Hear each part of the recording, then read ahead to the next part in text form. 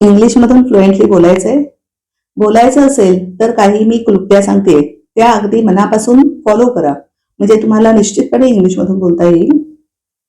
सगळ्यात पहिल्यांदा इंग्लिश मधले 12 काळ पूर्णपणे जाणून घ्या, व्यवस्थितपणे शिकून घ्या.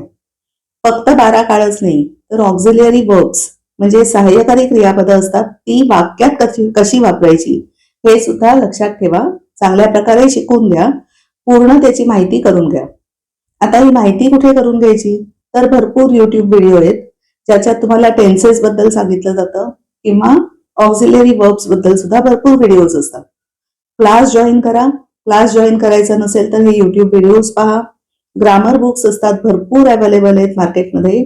एक चांगलं ग्रामर बुक घ्या इंग्लिश मराठी आणि त्यातून तुम्ही ते वाचून स्वतः लक्षात ठेवून परत परत प्रॅक्टिस करा.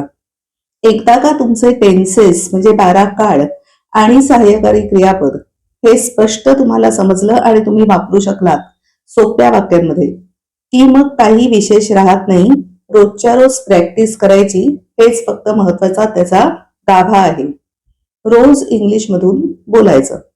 आता बोलायला जर तुम्हाला कोणी बरोबर नसेल, पार्टनर नसेल, तरीही काही फरक पडत नाही.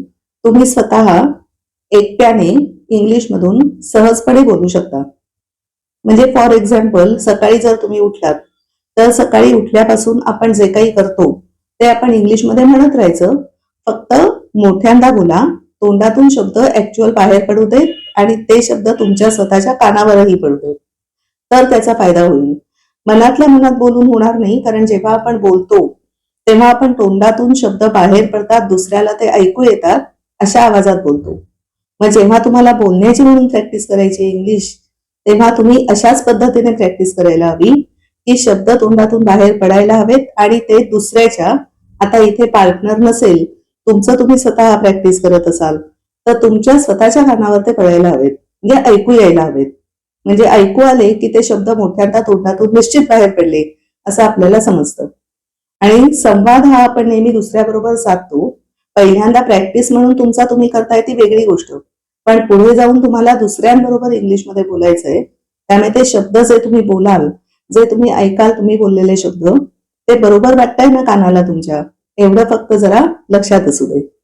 जर ते बरोबर वाटत असेल तर छानच आहे, नसेल तर अजून एक आहे गोष्ट, टीव्हीवर किंवा नेटफ्लिक्सवर किंवा कुठेही जिथे तुम्हाला बघता येईल आणि ऐकता येईल उच्चार कसे केले जातात इंग्लिश मधले, असं चॅनल लावा. म्हणजे इंग्लिश सिरियल पहा, इंग्लिश पिक्चर्स पहा.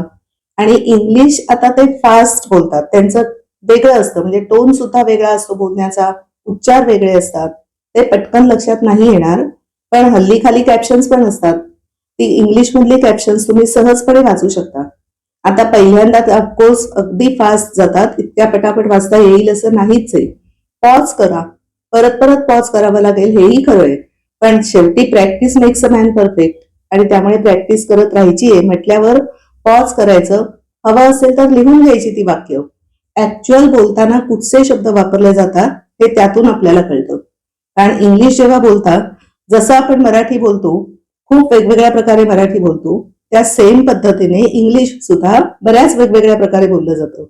फक्त ग्रामर करून पुरणार नाहीये. ऍक्च्युअल बोलतात कशी लोक इंग्लिश मधून ते समजणं अतिशय महत्वाचं आहे. आणि त्यासाठी सिरियल्स आणि पिक्चर्स इंग्लिश पाहायचे, ज्याला खाली कॅप्शन्स आहेत इंग्लिश मधली, ती वाचायची, ती म्हणत राहायची, लिहून काढा हवी तर ती, म्हणजे आणखीनच फायदा होईल. लिहून काढली की तुमची तुम्ही कधीही ते वही काढून वाचू शकता. बोलत राहायचंय, महत्वाची गोष्ट. बोलणं अतिशय अतिशय इम्पॉर्टंट आहे. कारण बोलायचं जर तुम्हाला इंग्लिश मधून असेल तर मुळातच बोलल्याशिवाय तुम्हाला ते येणार नाही. कारण जर तुम्हाला पोहायचं असेल तर नदीत उडी टाकल्याशिवाय पोहता येणार नाही. त्याप्रमाणे जोपर्यंत तुम्ही इंग्लिश बोलत नाही तोपर्यंत तुम्हाला इंग्लिश बोलता येणार नाही. म्हणून बोलणं हे महत्वाचं. कमीत कमी 15 ते 20 मिनिटं, कमीत कमी. जास्त बोललात तर आणखीन छान. एवढी जरी रोज प्रॅक्टिस केली रोजच्या रोज, तरी सुद्धा खूपच इम्प्रुव्हमेंट लवकरात लवकर तुम्हाला तुमच्यात दिसून येईलच. All the best. Wish you a very happy new year, जे आता लवकरच येत आहे, उंबरठ्यावर आलेलं आहे. आणि त्या निमित्ताने हा नवा संकल्प निश्चितच करा. खूप उपयोगाचा आणि खूप फायद्याचा आहे हल्लीच्या काळात.